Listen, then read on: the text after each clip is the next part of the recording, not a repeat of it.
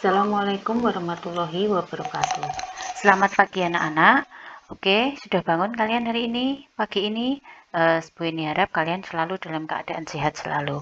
Oke anak-anak, daring kita kali ini akan membahas tentang sistem reproduksi pada manusia.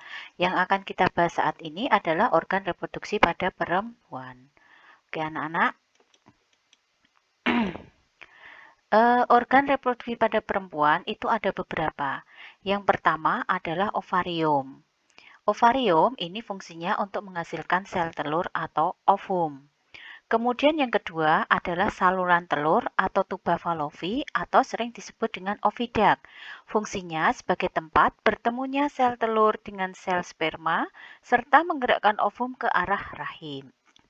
Yang ketiga adalah uterus atau rahim. Ini tempat berkembangnya janin selama kehamilan. Yang kelima, infundibulum. Ini merupakan struktur yang berbentuk seperti corong dan merupakan ujung dari tuba Fallopi. Yang berikutnya kelima adalah fimbre. Fungsinya untuk menangkap sel telur. Yang keenam ada endometrium. Ini merupakan lapisan yang membatasi rongga rahim dan meluruh saat menstruasi. Yang ketujuh serviks merupakan struktur rahim bagian bawah yang menyempit dan membuka ke arah vagina. 8 adalah vagina, saluran yang menghubungkan lingkungan luar dengan rahim. Saluran ini mengalirnya darah menstruasi dan saluran keluarnya bayi. Nah, ini adalah gambar sistem reproduksi. Ini adalah fimbre yang tadi untuk menangkap ovarium. Kemudian ini ovariumnya ada dua, sepasang kanan dan kiri. Ini untuk menghasilkan ovum atau sel telur. Kemudian di sini ada saluran yang namanya tuba Fallopi atau oviduct. Ini untuk bertemunya sel telur dan sel sperma atau tempat fertilisasi. Kemudian di sini ada uterus atau rahim. Di sini adalah tempat tumbuhnya dan berkembangnya janin setelah dibuai. Kemudian berikutnya adalah siklus menstruasi. Menstruasi ini merupakan suatu keadaan keluarnya darah, lendir, dan sel-sel epitel yang menyusun dinding rahim. Menstruasi terjadi apabila sel telur tidak dibuai oleh sel sperma. Siklus menstruasi akan berulang sekitar 28 hari sekali.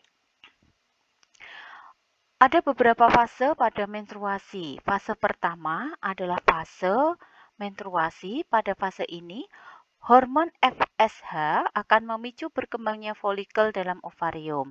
Pada fase ini, dinding rahim luruh dan mengalami yang namanya menstruasi.